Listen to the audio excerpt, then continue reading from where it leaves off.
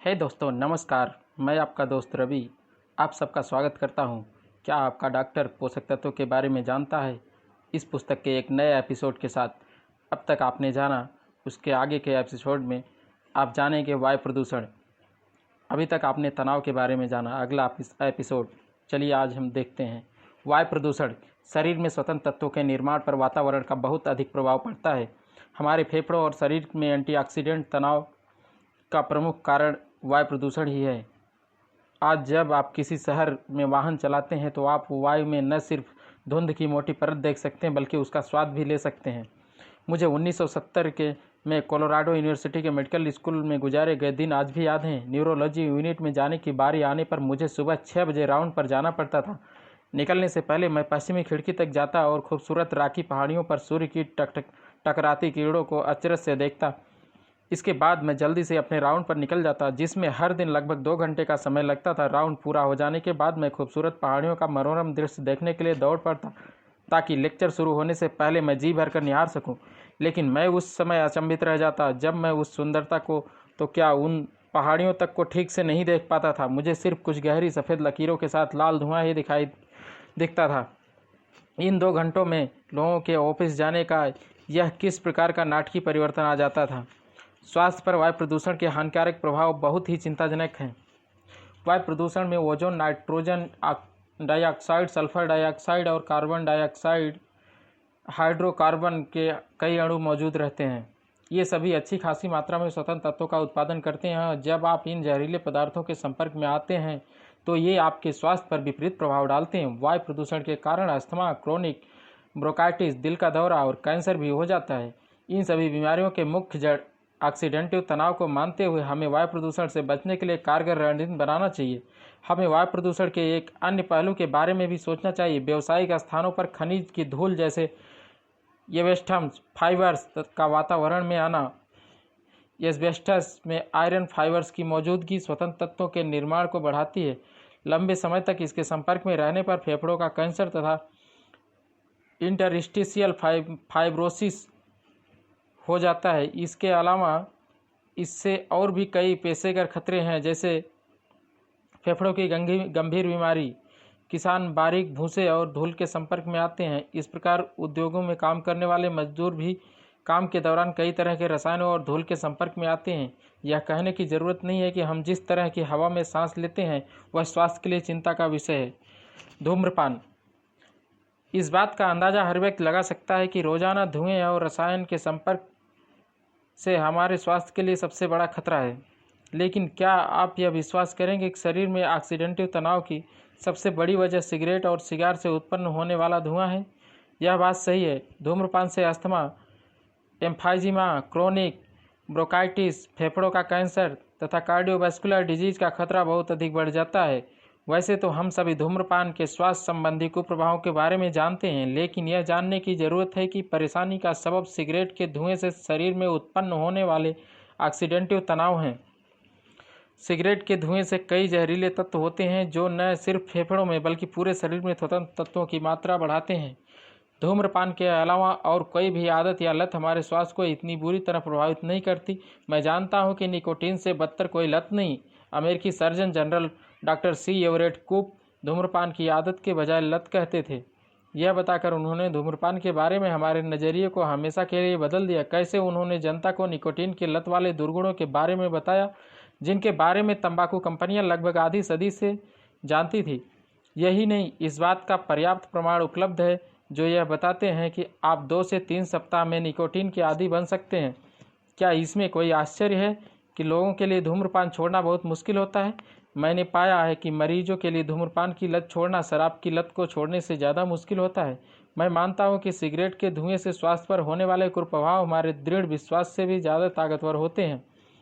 द्वितीयक धुआं क्या होता है? मेडिकल शोध इस बात को साबित करते हैं कि जो लोग सिगरेट के धुएं के संपर्क में अधिक आते हैं उन्हें अस्थमा, एम्फाइजीमा, दिल का दौरा तथा फेफड़ों का कैंसर का खतरा अधिक होता है। यही कारण है कि सार्वजनिक स्थानों पर धूम्रपान रोकने के लिए कई कानून बनाए गए हैं। क्या आप हाल ही में लोगों के किसी ऐसे समूह के संपर्क में आए जो सिगरेट पीता है? मुझे याद है, मैं पिछले महीने अपनी बेटी को कॉलेज से वापस लेकर आ रहा था। मैं एक छोटे शहर में कार में गैस भरवाने के लिए रुका। जब मैं स्टेशन के अंदर गैस के पैसे देने गया तो मैंने वहाँ 6 लोगों को एक टेबल के चारों ओर बैठकर कॉफ़ी के साथ सिगरेट पीते हुए देखा। मैं खांसी के बगैर बड़ी मुश्किल से सांस ले पा रहा था और मैं वहाँ खुद को बीमार महसूस करने लगा था। जो लोग सिगरेट के धुएं के आदी नहीं होते हैं उन पर इसका प्रभाव साफ दिखाई देता है। मुझे पक्का विश्वास है कि आपको भी ऐसा अनुभव कई बार हुआ होगा। यदि आप रोजाना द्वितीयक धुएं के संपर्क में आते हैं तो इससे आपके स्वास्थ्य पर बहुत बुरा प्रभाव पड़ता है। भोजन और पानी का प्रदूषण। क्या आप प्यासे हैं? 1988 में अमेरिका के पब्लिक हेल्थ डिपार्टमेंट ने वहां के निवासियों को चेतावनी दी थी कि अमेरिका का 85% पीने का पानी दूषित है और मुझे विश्वास है कि पिछले दशक में यह स्थिति ज़्यादा बिगड़ी है। इन दिनों 50,000 से भी अधिक प्रकार के रसायन हमारे पानी को प्रदूषित करते हैं। अब एक डरा देने वाला तथ्य, पानी की सफाई करने वाले औसत संयंत्र सिर्फ 30 से 40 प्रकार के रसायनों का ही परीक्षण कर पाते हैं। इसके अतिरिक्त भारी धातुएं जैसे लेड, कैडमियम तथा एल्युमिनियम भी पानी को प्रदूषित करते हैं। अमेरिका में 55,000 से अधिक नियंत्रित रसायन का कूड़ा करकट फेंका जाता है। इसके साथ ही लगभग 2 लाख अनियंत्रित रसायन भी पूरे अमेरिका में पानी को प्रदूषित करते हैं। जब हम इस दूषित पानी को पीते हैं तो स्वतंत्र तत्व तेजी से बढ़ते हैं।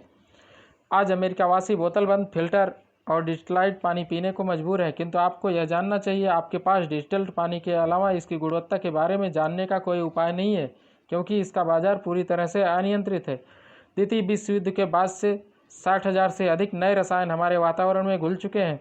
हर साल कम से कम 1,000 नए रसायन हमारे वातावरण में घुलते हैं। आजकल अधिकांश खाद्य पदार्थ पेस्टिसाइड, हर्बिसाइड और फंगिसाइड के इस्तेमाल कर बनाए जाते हैं। चिकित्सीय शोध बताते हैं कि जब हम इन रसायनों का भोजन के जरिए लेते हैं तो इनसे ऑक्सीडेंटिव तनाव बढ़ता है। इनमें से कुछ अन्य के मुकाबले स्वास्थ्य के लिए अधिक खतरनाक होते हैं, लेकिन सभी से स्वास्थ्य पर विपरीत प्रभाव पड़ता है। इन रसायनों के कारण ही फूड इंडस्ट्री प्रचुरता में इन खाद्य पदार्थों का उत्पादन कर रही, परंतु हमारी सेहत की कीमत क्या होगी? पराबैंगनी किरणें। यह एक सर्वविदित तथ्य है। लोग अपने 20वें जन्मदिन के पहले ही पूरे जीवन में मिलने वाले सूर्य प्रकाश का 2/3 हिस्सा त्वचा के माध्यम से अवशोषित कर लेते हैं। इस पुस्तक को पढ़ने वाले पाठकों, इसका मतलब यह हुआ कि आप में से अधिकतर लोगों की त्वचा सूर्य की नुकसानदेह पराबैंगनी किरणों के संपर्क में आ चुकी है। विभिन्न अध्ययन का यह बता चुके हैं कि पराबैंगनी किरणों से मानव त्वचा में स्वतंत्र तत्वों का अधिक निर्माण होता है। यह भी सिद्ध हो चुका है कि इससे त्वचा की कोशिकाओं के डीएनए क्षतिग्रस्त हो जाता है, जिससे त्वचा का कैंसर होता है। ये अध्ययन इस बात का प्रत्यक्ष प्रमाण है कि ऑक्सीडेंटिव तनाव से कैंसर होता है। सूर्य की जला देने वाली किरणों के लिए प्राथमिक रूप से यूवीबी प्रकाश जिम्मेदार होता है, लेकिन यूवीए और यूवीबी दोनों ही प्रकार के प्रकाश त्वचा में स्वतंत्र तत्वों का उत्पादन बढ़ाते हैं और इस कारण त्वचा में ऑक्सीडेंटिव तनाव ही उत्पन्न हो जाता है। जब आप त्वचा पर 30 SPF या इससे अधिक रेटिंग वाला अपना मनपसंद सनस्क्रीन लगाते हैं तो आप प्राथमिक रूप से यूवीबी प्रकाश से अपना बचाव करते हैं। इसकी मदद से हम अधिक समय तक सूर्य के प्रकाश में रह पाते हैं, क्योंकि इससे हमें सनबर्न नहीं होता है। परंतु यह सनस्क्रीन बहुत ज़्यादा प्रभावशाली नहीं होती है, क्योंकि यह क्रीम यूवीए प्रकाश से हमें सुरक्षा प्रदान नहीं करती, जो त्वचा में गहराई तक जाकर स्वतंत्र तत्वों का निर्माण करती है। इससे पता चलता है कि किस प्रकार पिछले 20 सालों में त्वचा के कैंसर रोगियों की संख्या 5 गुना बढ़ गई है। अब बाजार में ऐसी सनस्क्रीन उपलब्ध है जो यूवीए और यूवीबी दोनों ही प्रकाश में से सुरक्षा प्रदान करती है। स्पष्ट है कि इस प्रकार क्रीम लगाकर आप स्वयं और बच्चों को सनबर्न तथा त्वचा कैंसर से बचाना चाहेंगे। मैं प्रत्येक व्यक्ति को त्वचा पर किसी भी प्रकार की असामान्य वृद्धि या मस्से से होने वाले परिवर्तनों पर गहरी निगरानी रखने की सलाह देता हूँ। मेडिकेशन और रेडिएशन। मैं जितनी भी दवाइयाँ लिखता हूँ उनसे शरीर में ऑक्सीडेंटिव तनाव बढ़ता है। कीमोथेरेपी में इस्तेमाल की जाने वाली दवाइयाँ और रेडिएशन थेरेपी प्राथमिक रूप से कैंसर कोशिकाओं को ऑक्सीडेंटिव तनाव उत्पन्न कर उन्हें नष्ट कर देती। यही खास वजह है कि मरीजों के लिए इन दवाइयों और थेरेपियों को सहन करना मुश्किल होता है। यह बढ़ा हुआ ऑक्सीडेंटिव तनाव आसपास की सामान्य कोशिकाओं को भी नष्ट करता है। यह याद रखना महत्वपूर्ण है कि शरीर के लिए हर दवा आवश्यक रूप से एक बाहरी तत्व होती है और शरीर को इसकी चयापचय क्रिया तथा इसे बाहर निकालने के लिए अधिक मेहनत करनी पड़ती है। इस वजह से लीवर तथा पूरे शरीर में कई अन्य चयापचयिक रास्तों की आवश्यकता पड़ने लगती है, जिससे शरीर में स्वतंत्र तत्वों का उत्पादन बढ़ जाता है, जो ज़्यादा ऑक्सीडेंटिव तनाव उत्पन्न करता है।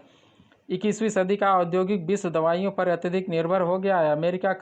अमेरिका और विश्व में दवाइयों की खपत जाहिर तौर पर अपने सर्वोच्च स्तर पर है।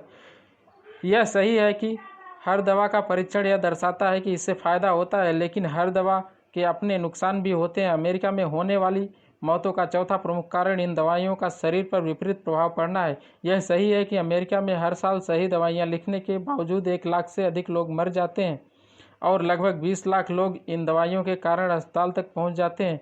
इनमें से अधिकांश दवाइयाँ ऑक्सीडेटिव तनाव उत्पन्न करती हैं, जो खतरनाक होता है।